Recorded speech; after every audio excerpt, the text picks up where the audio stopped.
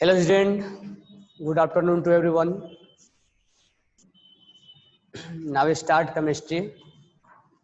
और कल हमने आपको केमिकल बॉन्डिंग में आयनिक बॉन्ड कैसे फॉर्म होता है, फॉर्मूला क्या होता है, उसके अलावा हाइड्रेशन एनर्जी के कंपेयर, आयनिक मोबिलिटी, ठीक है, और कंडक्टिविटी और हाइड्रेटेड रेडियस के बारे में डिस्कस किया था. ओके, तो इसके ऊपर क्वेश्चन करेंगे. पहले हम पढ़ते हैं लाइटिस एनर्जी. ओके ना, देन हम उस क्वेश्चन पे आएंगे. First we start lattice energy. Right down lattice energy. Lattice energy, lattice energy. तो हम लाइटिस एनर्जी पढ़ेंगे. हाइड्रेशन एनर्जी कल पढ़ लिए थे हमने, लाइटिस एनर्जी पढ़ेंगे. ओके, तो लाइटिस एनर्जी के बारे में ध्यान से सुनना सब. इसके बाद हम लास्ट में एक ही बार सारे क्वेश्चन करेंगे सबके ऊपर, बरोबर है. अब ध्यान देना, हमें NaCl बनाना है तो सोडियम सॉलिड स्टेट में होता है. थोड़ा सा मैं बॉर्न हाइबर साइकिल आपको सिखाया था मैंने पहले. ये सोडियम को क्या बदलना पड़ता है, सोडियम गैस में सब्लिमेशन, और सोडियम से एक इलेक्ट्रॉन्स निकाला जाता है. ये आयनाइजेशन एंथैल्पी, इसके बॉन्ड को तोड़ा जाता है, 2 Cl मिलता है, हमें एक ही Cl चाहिए. तो यहाँ बॉन्ड डिसोसिएशन एनर्जी, हम बॉन्ड हाइबर साइकिल नहीं बता रहे हैं. यहाँ से Cl गेन करता है एक इलेक्ट्रॉन, ये गेन किया, ये जो लूज किया इलेक्ट्रॉन, एक इलेक्ट्रॉन जो लूज किया एक इलेक्ट्रॉन उसने गेन कर लिया, इलेक्ट्रॉन गेन एंथैल्पी, ये बन गया. तो डायरेक्ट हमें NaCl तो बनता नहीं है, Na को प्लस यहाँ लाना पड़ेगा, Cl को यहाँ लाना पड़ेगा. अब ये दोनों कंबाइंड हो जाएंगे, दोनों ये जुड़ जाएंगे, यानी कि Na प्लस गैसियस फेज में और Cl माइनस गैसियस फेज में जब जुड़ेंगे तो बनेगा NaCl, और क्या बनेगा, सॉलिड. यहाँ NaCl क्या बनेगा, सॉलिड. अब सोचो गैसियस से बन गया सॉलिड, और यहाँ बॉन्ड का फॉर्मेशन हुआ है, बॉन्ड फॉर्म हुआ, यहाँ बॉन्ड फॉर्म हुआ है. बॉन्ड फॉर्म होते समय एनर्जी क्या होता है, रिलीज होता है. तो जब ये गैसियस स्टेट में केटाइन और एनाइन जब आपस में मिलते हैं, मिलने के बाद जब NaCl बनता है, तो देखो ये दोनों अनस्टेबल थे ना, और जब दोनों मिले तो NaCl क्या हो गया, स्टेबल. और मैं कई दिन से सिखाते आ रहा हूं कि अनस्टेबल से जब स्टेबल में जाते हैं तो एनर्जी क्या होती है, रिलीज होती है. एनर्जी क्या होती है, रिलीज होती है. एनर्जी क्या होगा, रिलीज होगा ना. और इसी रिलीज एनर्जी को हम जब एक गैसियस केटाइन और गैसियस एनायन, तो अपने से डिफिनेशन लिखना, मैं बोल रहा हूं. When gaseous cation and gaseous anion combine and form NaCl solid, then unstable form stable, then energy will release. That release energy is called lattice energy.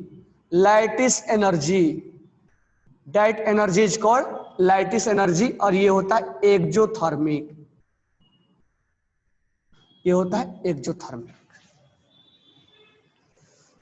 तो राइट डाउन कर लो, 2 मिनट का टाइम है आपके पास. तो हम और भी एग्जांपल्स देख सकते हैं कैसे Na प्लस और Cl माइनस किस फॉर्म में, गैसियस फॉर्म में. एग्जांपल नंबर 1, दोनों गैसियस फॉर्म में कंबाइंड होंगे, NaCl बनेगा. Example number 2, K plus in gaseous form and Cl minus in gaseous form KCl इन, और आयनिक बॉन्ड भी है, Rb प्लस और Cl minus form. Fourth example CS plus और Cl minus CsCl. और भी एग्जांपल्स ले सकते हैं हम, ठीक है.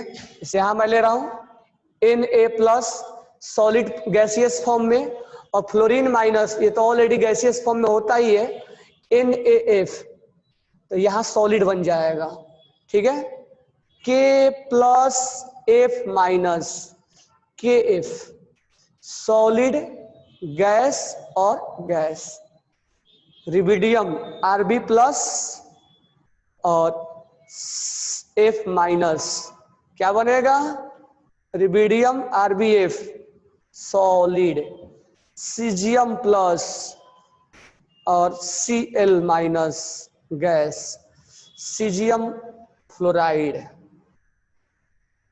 ठीक है, और भी एग्जाम्पल लिख सकते हैं, लिख सकते हैं ना। Mg का ले लो एक दो एग्जाम्पल।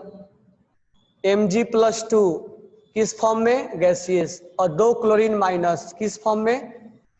MgCl2 सॉलिड फॉर्म में, गैसियस फॉर्म में।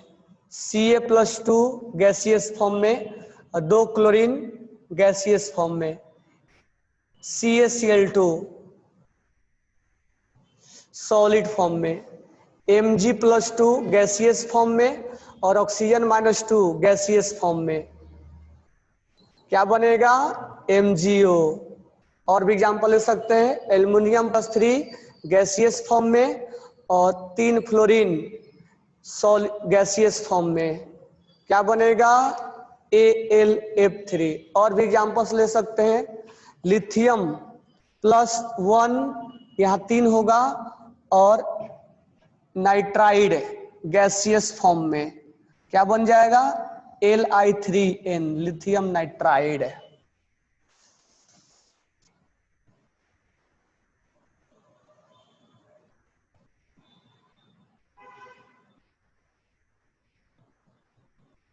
नहीं, लाइटिस एनर्जी पे चार्ज रहेगा। लाइटिस एनर्जी पे चार्ज, लाइटिस एनर्जी पे क्यों चार्ज रहेगा? लाइटिस एनर्जी है वो तो। चार्ज तो एटम के ऊपर होता है, एनर्जी के ऊपर क्यों चार्ज रहेगा? ये चार्ज बन गया तो ये जब बना तो ये चार्ज है, यहाँ क्यों रहेगा? मतलब इस कंपाउंड में बोल रहा हूँ, इस कंपाउंड में क्यों चार्ज रहेगा? चार्ज की वजह से बॉन्ड बनाना।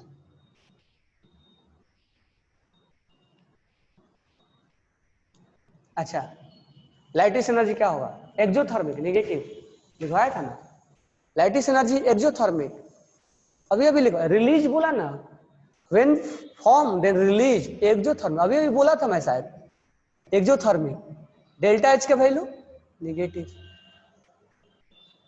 ठीक है, नेक्स्ट पॉइंट है कंपेयर। अब ध्यान से सुनना, यहां एनर्जी रिलीज होगा, यहां एनर्जी रिलीज होगा, यहां होगा, यहां होगा, यहां भी होगा, यहां भी होगा, सारे कंपाउंड में होगा, लेकिन सबसे ज्यादा रिलीज कहां होगा? सबसे ज्यादा रिलीज कहां होगा? यही प्रॉब्लम है हमारा। रिलीज सब जगह होगा, लेकिन हम कंपेयर कहां करेंगे, कैसे करेंगे? रिलीज एनर्जी सबसे ज्यादा कहां होगा?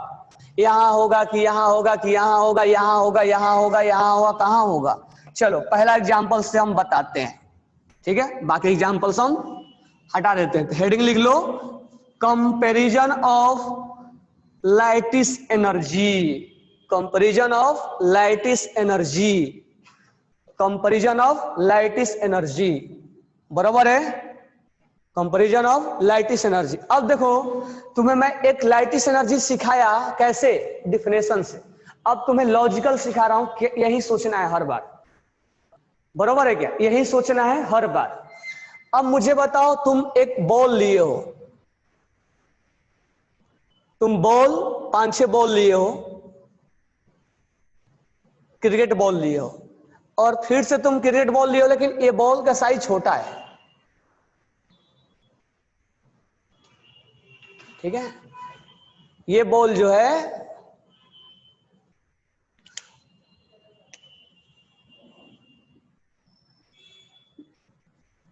ये बॉल लिए, और यहां पर भी बॉल लिए हो, जितना बॉल यहां है उतना ही बॉल इतना है, हमने काउंट नहीं किया, मान लिया है।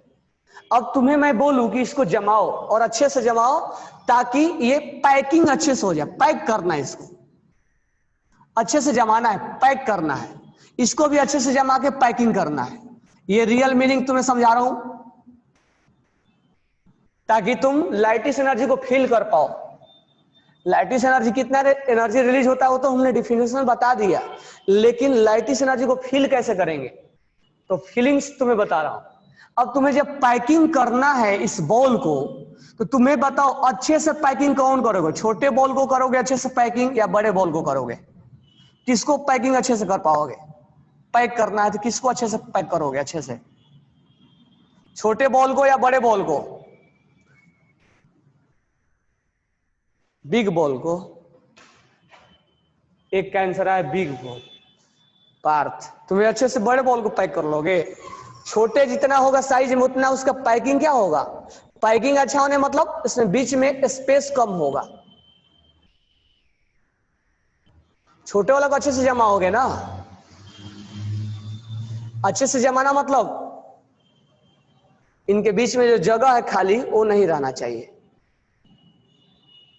पैक हो जाना चाहिए, मतलब वैकेंट जगह नहीं होना चाहिए, खाली जगह नहीं होना चाहिए। हम बैग पैक करते हैं तो उसमें खाली जगह रहता है, वैकेंट और वैकेंट रहता है, तो वैकेंट जगह नहीं होना चाहिए। और इसमें वैकेंट जगह ज्यादा है, ये वैकेंट है, ये रेड, ये जो ब्लू लाइन है, रेड पता है दिखता नहीं है शायद, ये ब्लू लाइन जो है वो वैकेंट है, वैकेंट नहीं होना चाहिए। पैकिंग का मतलब ये होता है अच्छे से पैक हो जाए, कम से कम स्पेस खाली रहे। यहां पर स्पेस जो है वो कम से कम खाली होगा, बॉल इक्वल है, हो सकता है नहीं भी हो पर यहां पर मान लेते हैं इक्वल, यहां स्पेस कम होगा, इसमें पैकिंग अच्छा होगा, वो कंपैक्ट बैठेगा, और जब कंपैक्ट बैठेगा तो हार्ड होगा, हार्ड, ये कंपैक्ट बैठेगा इसमें हार्ड होगा। इसी पैकिंग को हम ऐसे नाम देंगे लाइटिस एनर्जी। आयरन के अंदर एटम्स बिल्कुल पैक हो जाते हैं एकदम ऐसे, अब NaCl के अंदर थोड़ा दूर दूर रहते हैं, तो NaCl इसलिए डिजोल्व हो जाता है, उसकी पैकिंग कम होता है, और आयरन में पैकिंग बहुत ज्यादा होता है, अच्छे से पैक हो जाते हैं इसलिए हार्ड हो जाता है वो।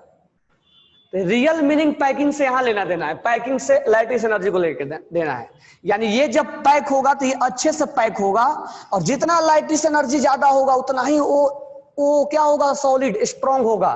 तो लिख लेना इस चीज को, मोर लाइटिस मोर स्ट्रॉन्ग, मोर लाइटिस मोर स्ट्रॉन्ग, जितना लाइटिस होगा उतना ही उसमें स्ट्रॉन्ग ज्यादा होगा, मोर लाइटिस मोर स्ट्रॉन्ग, मोर लाइटिस मोर स्ट्रॉन्ग, जितना ज्यादा लाइटिस होगा उतना ही अच्छे से स्ट्रॉन्ग होगा वो। मोर लाइटिस यानी एक सॉलिड में अच्छा लाइटिस है, बहुत अच्छा लाइटिस है, मतलब वो स्ट्रॉन्ग है, ये बात जानना है तुम्हें, ये फील करना है कि एक सॉलिड में हमने बोला, एक लाइटिस एनर्जी का डेफिनेशन तो हमने सीख लिया, लेकिन हम मैं ऐसे नॉर्मल बोलूं कि लाइटिस एनर्जी क्या है, तो अगर मैं बोलूं कि उसमें लाइटिस एनर्जी ज्यादा है मतलब वो अच्छे से पैक है, पैकिंग अच्छा है उसके अंदर, वो हार्ड है, जल्दी हम तोड़ नहीं सकते उसको। तो लाइटिस एनर्जी अच्छा होना, इसीलिए जिसका लाइटिस एनर्जी ज्यादा होता था वो जल्दी सोल्यूबल नहीं होता है। पानी में सोल्यूबल होने के लिए कंडीशन मैंने लिखवाया था, लाइटिस एनर्जी कम होना यानी वीक होना, वीक होगा तभी तोड़ेगा ना, हार्ड चीज को थोड़े तोड़ पाएगा वाटर। तो लाइटिस एनर्जी का मतलब होता है कम, लाइटिस एनर्जी ज्यादा होने का मतलब होता है कंपैक्ट पैकिंग, बिल्कुल हार्डनेस है उसके अंदर, वो हार्ड है। तो इसीलिए एक सोल्युबिलिटी में मैं तुम्हें बोला था कि लाइटिस एनर्जी से हाइड्रेशन एनर्जी, यानी इसके अंदर जो एनर्जी है तोड़ने वाला, वो तोड़ने वाला हाइड्रेशन एनर्जी ज्यादा होना चाहिए तभी ये टूट पाएगा, और नहीं अगर ये ज्यादा गिर गया और हाइड्रेशन एनर्जी कम गिरा, मतलब इसके अंदर जो एनर्जी है, जिसके अंदर पावर है, जो एक दूसरे को बाउंड करके रखा है, वो अगर ज्यादा हो गया तो वो नहीं टूटेगा, वो सॉल्युबल नहीं होगा। तो एक सॉल्युबल होने के लिए मैंने कंडीशन तुम्हें बताया था। बॉन्ड, बॉन्ड अलग है, प्लस और माइनस की वजह से बनता है, बरोबर है क्या? ये पैकिंग जब बन रहा है तो एनर्जी जो bond, bond is force of attraction, और एनर्जी जो रिलीज हुआ वो हाइड्रेशन एनर्जी, सॉरी लाइटिस एनर्जी है। जब ये दोनों कंबाइंड हुए, अट्रैक्टेड हुए, तो दोनों के बीच में एक बॉन्ड बना, बॉन्ड का फॉर्मेशन हुआ, दोनों एक दूसरे के आगे चिपक गए। हमने बोला इसको आके मैंने इसके साथ चिपका दिया, तो चिपकना क्या है? चिपकना बॉन्ड है, फोर्स है, और चिपकने के बाद जो एनर्जी रिलीज करेगा वो लाइटिस एनर्जी होगा। तो एनर्जी और फोर्स, तो ionic bond is a type of force, और ये चिपकेंगे या चिपकने के बाद एनर्जी जो रिलीज करेगा वो लाइटिस एनर्जी होगा, और जितना ज्यादा लाइटिस होगा उतना ही वो कंपैक्ट बैठेगा। मतलब उसमें स्ट्रॉन्ग, उनके अंदर क्या होंगे,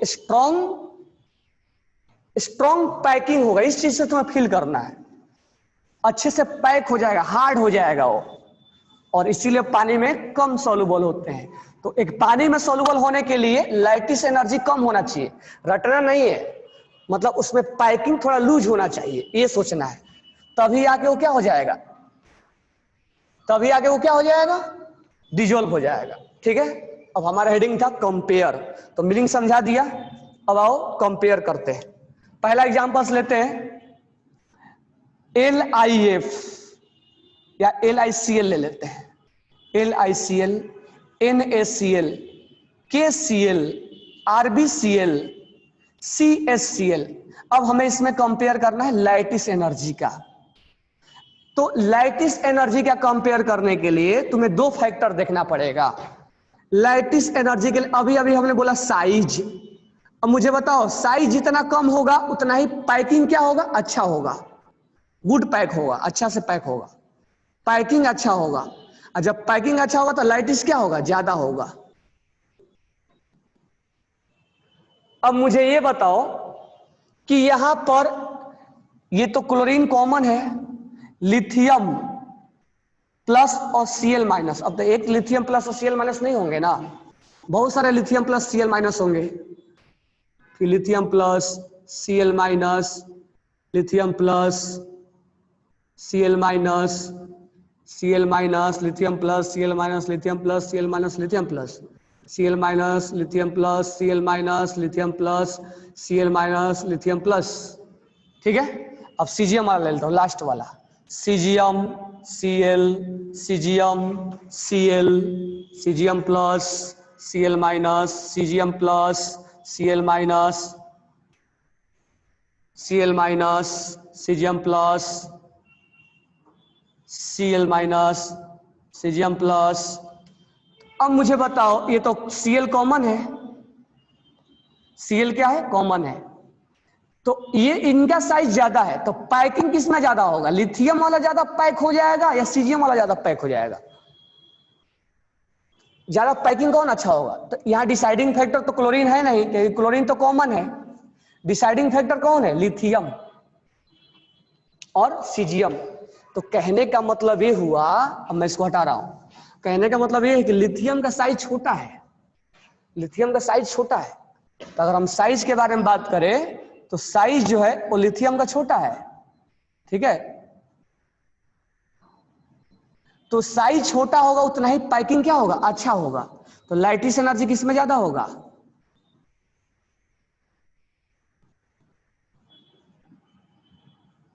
समझ में आया क्या। तो पहला हमारा डिसाइडिंग फैक्टर क्या है, साइज। जितना साइज कम होगा, अब मेरे को बताओ जल्दी से, LiF, NaF, KF, एक चीज कॉमन होगा, नहीं होगा तो हम आगे देखेंगे क्या करना है। RbF, CSF, किसका ज्यादा होगा, किसमें लैटिस ज्यादा होगा, LiF में। अच्छा ये मेरे को बताओ, जब लैटिस ज्यादा होगा तो सॉल्बिलिटी क्या होगा, सॉल्युबिलिटी क्या होगा, कम होगा या ज्यादा होगा, सॉल्युबिलिटी क्या होगा, कम होगा, होगा ना। तो इसके बारे में हम आगे डिस्कस करने वाले हैं, सॉल्युबिलिटी के बारे में। तो कहीं ना कहीं लैटिस से हमें लेना देना होगा सॉल्युबिलिटी पे, लेकिन सॉल्युबिलिटी हर जगह लैटिस पे डिपेंड नहीं करता है। चलो दो एग्जांपल्स हो गए, अब इसमें भी बता दो, beryllium BeO, MgO, CaO, SrO, BeO, किसमें ज्यादा होगा, किसमें ज्यादा होगा, इसमें BeO में होगा ना। कहने का मतलब अब समझ में आ गया होगा कि हमें क्या करना है।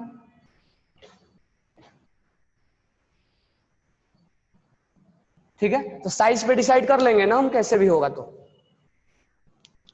अगर मैं लिख दूं BeCl2, MgCl2, CaCl2, SrCl2 और BaCl2, तो क्लोरीन तो सब एक जैसा है, तो डिसाइडिंग फैक्टर हमारा बेरिलियम होगा। बेरिलियम में पैकिंग क्या होगा, अच्छा होगा। लैटिस एनर्जी किसमें ज्यादा होगा,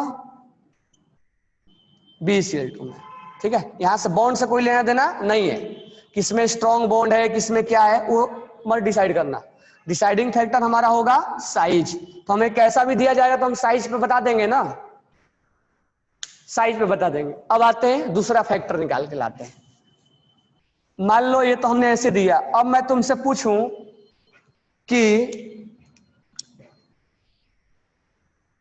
यहां पर अगर मैं लिख दूं MgCl2 और यहां पर लिख दूं MgO और यहां पे लिख दूं Mg2, या 3 होगा, ये मैं दे दूं, ये मैग्नीशियम का क्लोराइड है, मैग्नीशियम क्लोराइड, मैग्नीशियम ऑक्साइड और ये मैग्नीशियम नाइट्राइड है। तो ये क्लोराइड है, ये ऑक्साइड है और ये नाइट्राइड है, बरोबर है। अब हमें देखो यहां पर डिसाइडिंग फैक्टर कैसे करेंगे। अब यहां पर हम डिसाइडिंग फैक्टर अलग टाइप से देखेंगे, तो याद रखना अब फैक्टर नंबर 2 हम डिस्कस कर रहे हैं। This one is factor number 1 और this one is factor number 2। ध्यान से देखना फैक्टर नंबर 2। अब आगे चल के मैं ही तुम्हें पढ़ाऊंगा potential energy, potential energy atomic structure में पढ़ाऊंगा, -k Q1 Q2 upon R, ये होता है पोटेंशियल एनर्जी का वैल्यू। रेडियस होता है, ये कांस्टेंट है, Q1 Q2 चार्ज है। अब यहां पर केमिस्ट्री ये बोलता है कि ये वैल्यू मतलब कुल मिला के हमें वैल्यू क्या आना चाहिए, निगेटिव आना चाहिए। हम बोलते हैं ना कि एनर्जी कम से कम आना चाहिए, यानी Q1 Q2। अब बाकी ये चीज के बारे में हम नहीं सोचेंगे, अब ये भी तो सोचे ना हम, चलो बताते हैं तुम्हें। ये पोटेंशियल एनर्जी है और ये निगेटिव लगा रहता है, हालांकि इसके बारे में हम पढ़ेंगे एटॉमिक स्ट्रक्चर में। तो Q1 Q2 पे अभी फोकस करो। चार्ज ऑन, जैसे एक एग्जांपल लेते हैं MgO, तो चार्ज ऑन +2 और चार्ज ऑन, ये दिस वन इज Q1 और दिस वन इज Q2, और मोड में मल्टीप्लाई करना है, Q1 इंटू Q2, ये मोड में लेना है, ये माइनस प्लस नहीं लेना, मोड में लेना है। बाकी रेडियस के बारे में हम बाद में बात करते हैं। अगर Q1 Q2 का वैल्यू जितना ज्यादा होगा, ध्यान से सुनना, Q1 Q2 का वैल्यू जितना ज्यादा होगा उतना ही ये वैल्यू क्या आएगा, मोर निगेटिव आएगा, निगेटिव ज्यादा आएगा। और ज्यादा निगेटिव आना केमिस्ट्री बोलता है मोर निगेटिव मोर स्टेबिलिटी, यानी पोटेंशियल एनर्जी जितना ज्यादा निगेटिव में ज्यादा आएगा उतना ही स्टेबिलिटी क्या होगा, ज्यादा होगा। जो हम बार बार एनर्जी का नाम ले रहे थे ना कि लेस एनर्जी मोर स्टेबिलिटी, वही पोटेंशियल एनर्जी है। पहले इसको समझ लो कि पोटेंशियल एनर्जी जितना निगेटिव होगा उतना ही स्टेबिलिटी ज्यादा होगा।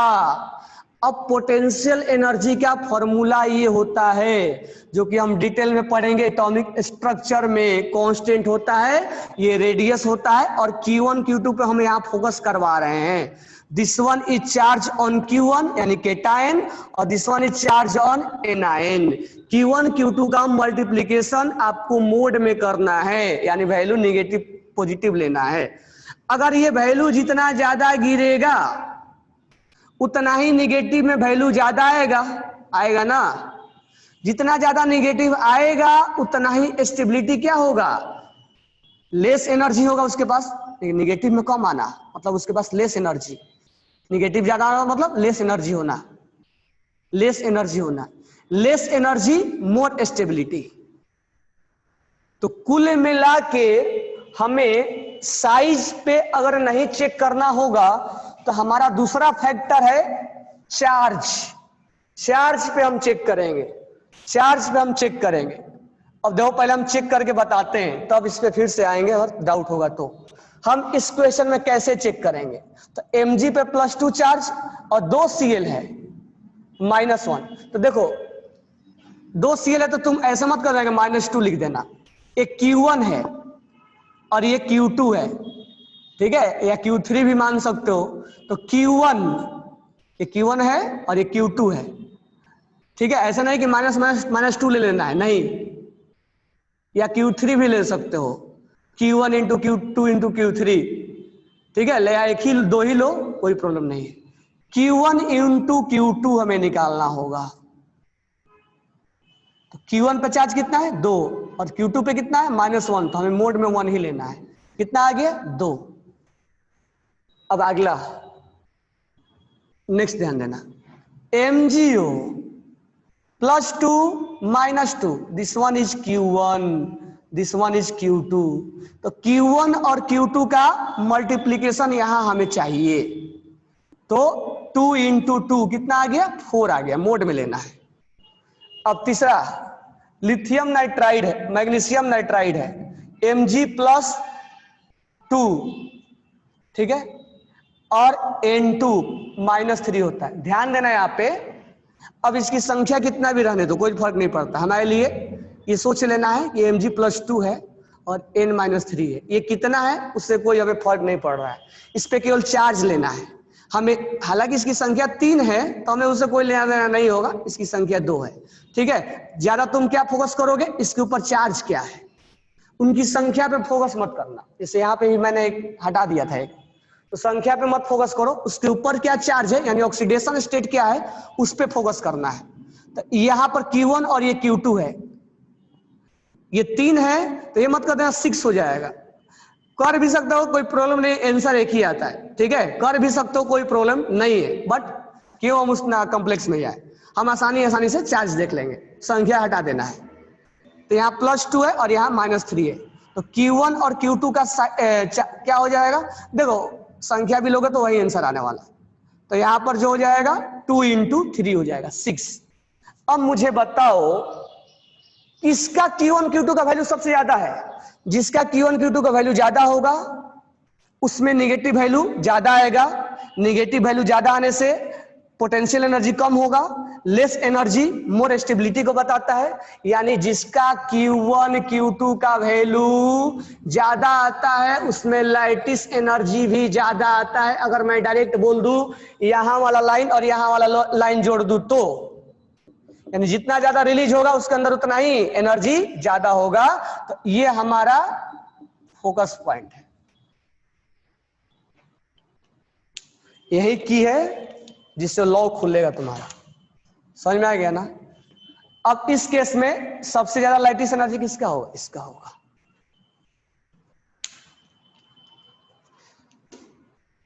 सोलबिलिटी डाइलेक्ट्रिक पे भी डिपेंड करता है, लेकिन इसके अलावा और भी फैक्टर होते हैं, वो होता है लैटिस एनर्जी, वो होता है आयनिक बॉन्ड। तो हम सोलबिलिटी के बारे में आगे डिस्कस करेंगे, अभी सोलबिलिटी बहुत लोचा है, सोलबिलिटी में बहुत ज्यादा लोचा है, तो हम आगे सोल्व करेंगे उसको।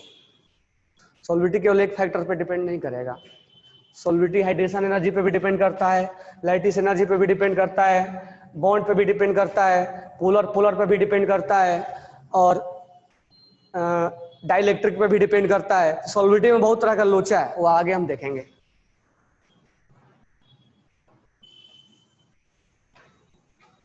ये चीज समझ में आया है नहीं आया,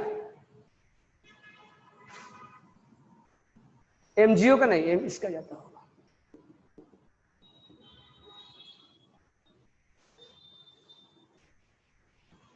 चार्ज, यहां साइज नहीं देखना आपको, यहां आप साइज नहीं देखोगे, क्या देखोगे, चार्ज। जिसका चार्ज ज्यादा होगा उसका लैटिस एनर्जी ज्यादा होगा। हाँ, Mg3N2 इसका लैटिस एनर्जी ज्यादा होगा, ठीक है। नॉर्मल चार्ज का कंपेयर कर देना है, +2 और -3। तो इतना तुम्हें मैं समझाने के लिए किया हूं, इसका आंसर 2 मिनट में निकल जाता है। +2 और -1 दोनों का मल्टीप्लाई 2 आ गया, +2 और -2 मल्टीप्लाई 4 आ गया, +2 और -3 मल्टीप्लाई 6 आ गया, मोड में लेना है, तो 6 आ गया, तो ज्यादा Q1 Q2 का वैल्यू ज्यादा तो लैटिस एनर्जी भी ज्यादा हो जाएगा, बस इतना ही करना है, वो मैं तुम्हें समझाने के लिए सब किया हूं।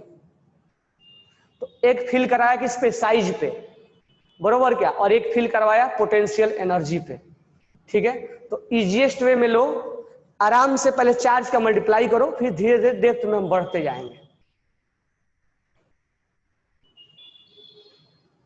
हाँ बरोबर, LIF में और MgO में कंपेयर करना होगा। तो अगर देखो जहां कॉमन मिले तुम्हें समझ में आ जाएगा क्वेश्चन से कि यहाँ पर हमें साइज देखना है, और ये भी समझ में आ जाएगा कि हमें यहाँ पर चार्ज निकालना है, जैसे LIF में और MgO में बोल दिया जाए तो बेशक MgO का ज्यादा होगा। LIF में और MgO में बोल दिया जाए तो देखो एक भी चीज कॉमन नहीं मिल रहा है, तो चार्ज हमें पकड़ लेना है। तो Q1 Q2 कितना हो जाएगा 1, और यहाँ कितना हो जाएगा 4, इसका लाइटिस ज्यादा हो जाएगा। समझ में आएगा, वो देख के समझ में आ जाता है कि यहाँ पर ये चार्ज पकड़ना है कि साइज पकड़ना है। टॉप टू बॉटम देख लो, तो टॉप टू बॉटम लाइटिस एनर्जी क्या हो रहा है, डिक्रीज हो रहा है ना। चार्ज जितना बढ़ेगा उतना ही लाइटिस क्या होगा, ज्यादा होगा। बरोबर है, कर लोगे या और एक क्वेश्चन दे? चलो एक और ले कराते हैं क्वेश्चन।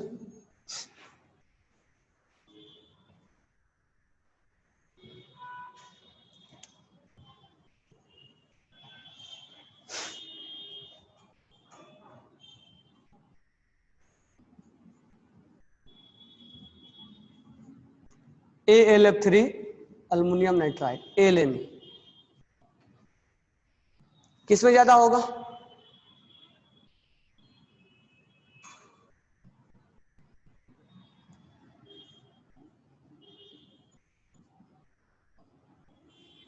इसमें एक ही लेना है, 3 मत ले लेना कि -3 हो जाएगा। बरोबर है क्या? यहाँ एक ही पकड़ना है, फ्लोरीन ही पकड़ना है, संख्या नहीं पकड़ना है।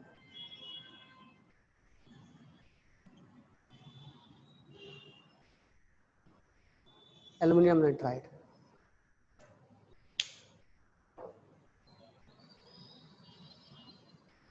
लिथियम फ्लोराइड का पेयरिंग अच्छा होगा, लेकिन केवल पेयरिंग से काम नहीं चलेगा ना। लाइटिस एनर्जी और दो फैक्टर चेक किया जाता है, Q1 Q2 पोटेंशियल वाला भी चेक किया जाता है और पैकिंग भी चेक किया जाता है। तो कब पैकिंग चेक करना, कब चार्ज चेक करना, वो क्वेश्चन देख के समझ में आ जाता है। ठीक है, हो गया ये। चलो अब आते हैं थर्मल स्टेबिलिटी। समझ में आ रहा है ना सारी चीजें? थर्मल स्टेबिलिटी अब पढ़ते हैं। थर्मल स्टेबिलिटी मतलब जिसको हीट दिया जाए फिर भी ना टूटे, मतलब फिर भी ना, बहुत ज्यादा हीट नहीं, बहुत ज्यादा हीट दोगे तो आदमी भी टूट जाता है, तो उतना ज्यादा हीट नहीं देना है। मतलब एक नॉर्मल हीटिंग के बारे में बात किया जाए ताकि उसके बॉन्ड ना टूटे। तो हमारा नेक्स्ट हेडिंग होगा थर्मल स्टेबिलिटी। ध्यान देना, यहां से कम सारे क्वेश्चन एक साथ कराऊंगा मैं। थर्मल स्टेबिलिटी डिफिनेशन लिखाने की कोई जरूरत नहीं है, क्योंकि डिफिनेशन तो पूछता ही नहीं है। थर्मल स्टेबिलिटी का मीनिंग समझ में आ गया ना? इसको तोड़ना है, तो तोड़ने के लिए हीट देना पड़ेगा और ये टूट जाए, जल्दी ना टूटे। तो जल्दी ना टूटे तो हम हीट देना पड़ेगा हमें, मतलब हीट देने के बावजूद भी जल्दी वो ब्रेक ना हो। थर्मल स्टेबिलिटी, तो थर्मल स्टेबिलिटी भी चेक करने का तरीके अलग अलग होते हैं। अब देखो, थर्मल स्टेबिलिटी हम दो तरीके से चेक किया जाता है।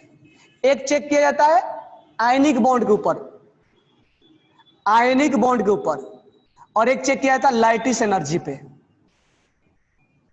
सोचो कि लाइटिस एनर्जी से थर्मल स्टेबिलिटी का क्या मतलब है, इसलिए तुम्हें मीनिंग समझाया था। लाइटिस एनर्जी मतलब पैकिंग अच्छा होना, जितना अच्छा पैकिंग होगा उतना ही वो स्टेबल ज्यादा होगा ना।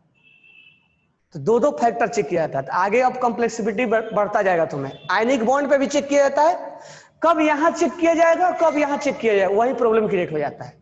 सॉल्युबिलिटी में ही लोचा आएगा कि कब यहां से चेक किया जाएगा कब दूसरे तरीके से चेक किया जाएगा, वही प्रॉब्लम क्रिएट करेगा। लाइटिस एनर्जी का मतलब समझ में आ गया ना? पैकिंग अच्छा से होना चाहिए, जितना अच्छा पैकिंग होगा उतना ही लाइटिस अच्छा होगा, हार्ड होगा। तो यहां थर्मल स्टेबिलिटी दो तरीके से चेक किया जाएगा, एक दोनों के बीच के बॉन्ड देखा जाएगा और एक लाइटिस एनर्जी चेक किया जाएगा। तो मैं तुम्हें बता दूंगा कब तुम्हें ये चेक करना है और कब तुम्हें ये चेक करना है। तो मैं पहले इस पे चेक करवा रहा हूं। तो अगर पहला एग्जांपल, अगर सल्फेट हो,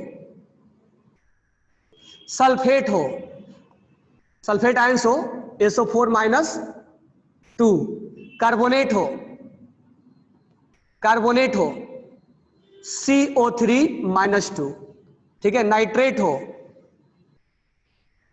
NO3-1, फॉस्फेट हो, फॉस्फेट हो, या बाइकार्बोनेट हो, बाइकार्बोनेट हो, या बाइसल्फेट हो,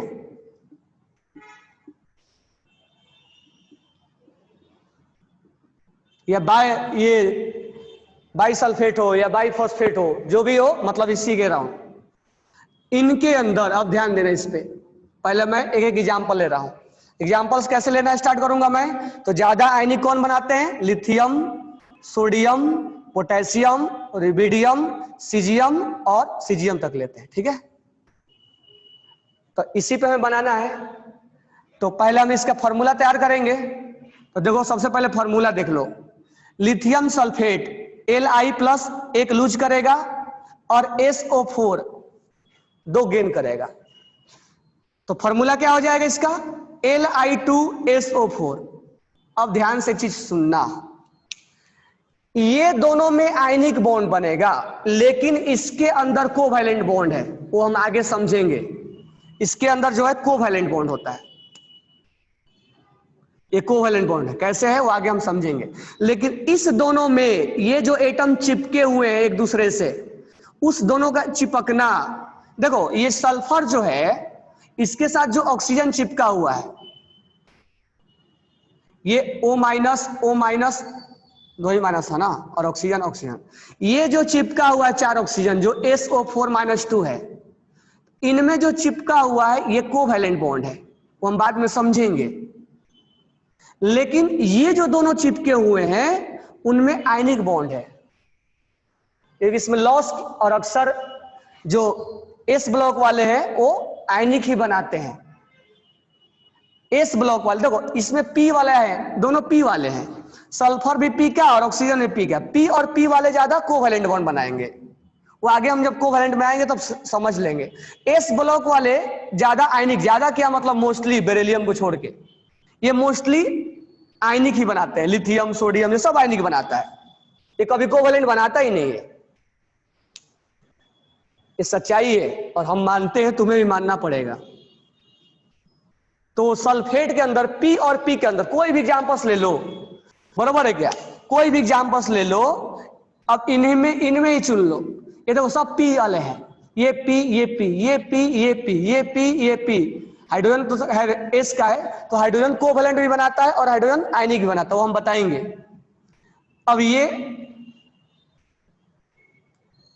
अब एक चीज ध्यान देना, यहीं पे समझा दे रहा हूं पहले।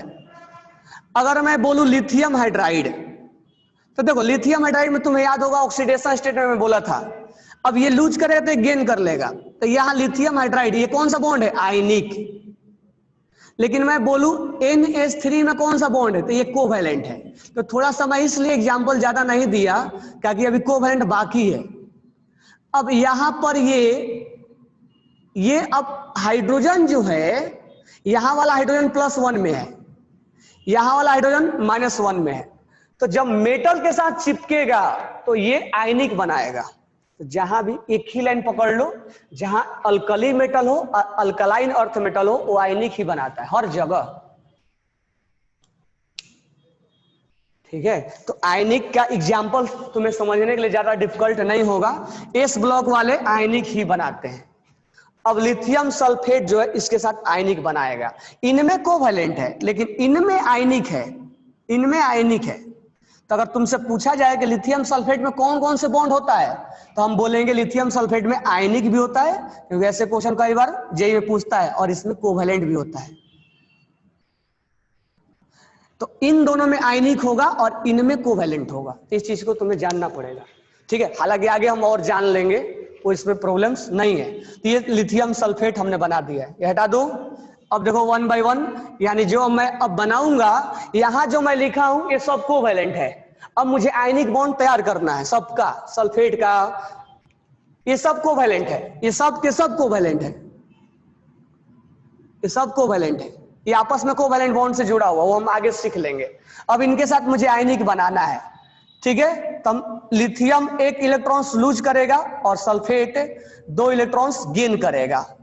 अब ये थोड़ा समझ से बाहर है कि कंपाउंड कैसे सर गेन करेगा, तो हम आएंगे आयनिक में, कोवैलेंट में, समझाएंगे वहां पे। तो ये 2 इलेक्ट्रॉन दोनों आगे चिपक जाएगा तो लिथियम सल्फेट बन जाएगा, क्रॉस मल्टीप्लाई हो जाएगा इसका, इन दोनों में, लिथियम में और सल्फेट आयंस में क्या बनेंगे, आयनिक बॉन्ड बनेगा। इन दोनों में आयनिक बॉन्ड बना हुआ है, इनमें और इनमें आयनिक बॉन्ड का फॉर्मेशन हुआ है। उसी तरह से सोडियम सल्फेट, मैं डायरेक्ट लिख दूं अब सोडियम सल्फेट। उसके बाद पोटेशियम सल्फेट हो गया, उसके बाद रुबिडियम सल्फेट, उसके बाद सीजियम सल्फेट। अगर मैं Mg का लिखूं तो beryllium sulphate BeSO4, sorry Be2 नहीं होगा, बी पे +2 चार्ज होता है, अब -2 चार्ज होता है, इन दोनों में आयनिक बनेगा। MgSO4, CSO4, SrSO4, BeSO4। तो अब तुम्हें समझ में आया गया होगा इन दोनों में आयनिक बॉन्ड है। तो जहां जहां देख लो तुम क्या, अल्कली मेटल और अल्कलाइन मेटल, वहां वहां आयनिक बॉन्ड बनेगा। ठीक है, तो यहाँ एक चीज और भी सीखते चलना है कि आयनिक बॉन्ड बना हुआ है। ठीक है, और कोवैलेंट कहाँ बनेगा और धीरे धीरे हम सीख लेंगे। आयनिक बॉन्ड इसमें बना हुआ है। अब आयनिक बॉन्ड बना हुआ, तो मुझे पहला क्वेश्चन का आंसर ये बता दो कि आयनिक बॉन्ड सबसे स्ट्रॉन्ग कहाँ होगा, सीजियम में या लिथियम में? आयनिक बॉन्ड कहाँ स्ट्रॉन्ग होगा, सीजियम में स्ट्रॉन्ग होगा, लिथियम में स्ट्रॉन्ग होगा?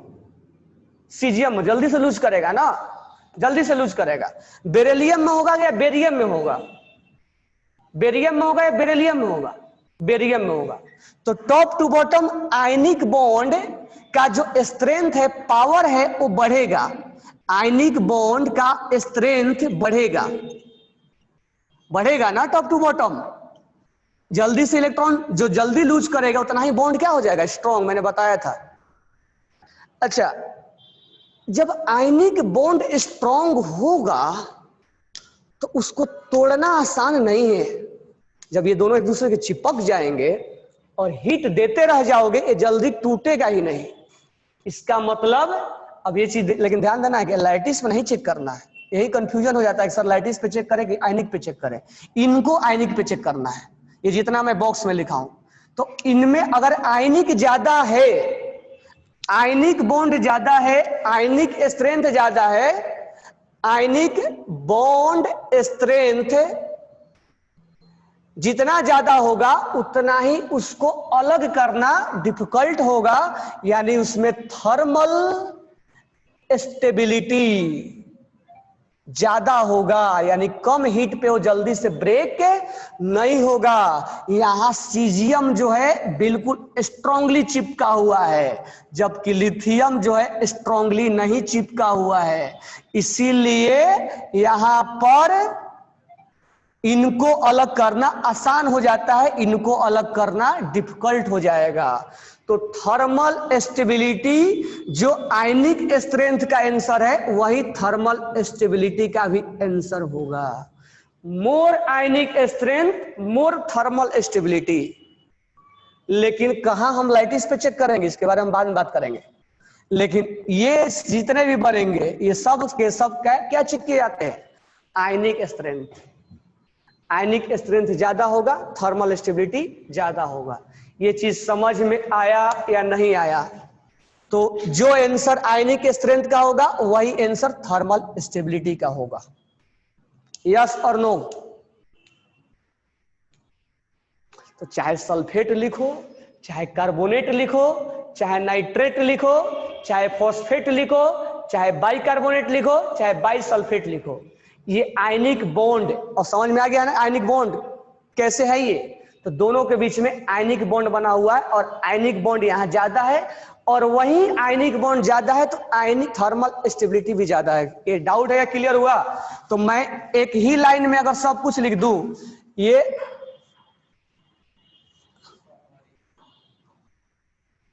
यहां पर मैं सल्फेट लिख दिया, अब कार्बोनेट लिख दो Li2CO3, ये सब लिख लोगे ना? तो घर पे क्या करना, कार्बोनेट मैं एक लिख दे रहा हूं, सोडियम कार्बोनेट, पोटेशियम कार्बोनेट, और सेम टू सेम ऐसा ही आप लिखोगे किसके लिए, अल्कलाइन अर्थ मेटल के लिए लिखोगे, बराबर है क्या? तो इनका फॉर्मूला बना देना, लिथियम से लेकर सीजियम तक का फॉर्मूला सबका बनाना कार्बोनेट का, सबका बनाना नाइट्रेट का, सबका बनाना फॉस्फेट का, और सबका बनाना बाई कार्बोनेट का, सबका बनाना बाई सल्फेट का। इनका भी सेम बनाना कार्बोनेट के साथ, नाइट्रेट के साथ, इनके साथ फलाना ठिकाना सबके साथ बना देना है, और सबका आंसर एक ही जैसा आएगा, मोर आयनिक मोर थर्मल स्टेबिलिटी। ठीक है। अब एक इसमें क्वेश्चन पूछा जाता है, क्या पूछा जाएगा? अब जैसे यहीं पे लेता हूं मैं, Li2CO3 को हमने हीट कर दिया और CH2CO3 को हीट कर दिया, तो एक नॉर्मल हीटिंग पे ये डिकम्पोज हो जाता है। हालांकि इसके बारे में कल लिखवा दूंगा मैं। तो lithium carbonate is decompose at normal heating, it will decompose at a normal heating, और उनके बाद जितने भी होते हैं वो नॉर्मल हीटिंग पे डिकम्पोज नहीं होते। नॉर्मल हीटिंग, बहुत ज्यादा नहीं, बहुत ज्यादा पे तो आदमी भी टूट जाएगा। तो यहां नॉर्मल हीटिंग पे ये डिकम्पोज हो जाता है और ये नहीं देता होता है। तो एक क्वेश्चन पूछा जाता है कि जब नॉर्मल हीटिंग होता है तो कौन डिकम्पोज होगा? तो ये होगा। फिर पूछेगा कि नॉर्मल हीटिंग पे कौन CO2 गैस रिलीज करेगा, तो इसको तोड़ेंगे हम तो Li2O और CO2 में कन्वर्ट हो जाता है। तो ये CO2 गैस रिलीज करता है, लेकिन ये बाकी CO2 गैस रिलीज नहीं करते हैं। यहां से बहुत एक अच्छे क्वेश्चन बना के आपसे पूछा जाता है कि बताओ, 4 ऑप्शन दे दिया जाएगा, कौन CO2 गैस प्रोवाइड करेगा आफ्टर नॉर्मल हीटिंग? तो हम बोलेंगे ये करेगा, क्योंकि ये डिकम्पोज हो जाता है। तो कल आपका होमवर्क है ये सब सारे लिख के लाना, और सबका आंसर एक ही जैसा होगा। बाकी हम इसके बारे में आगे कल बात करेंगे। Okay, thanks to all.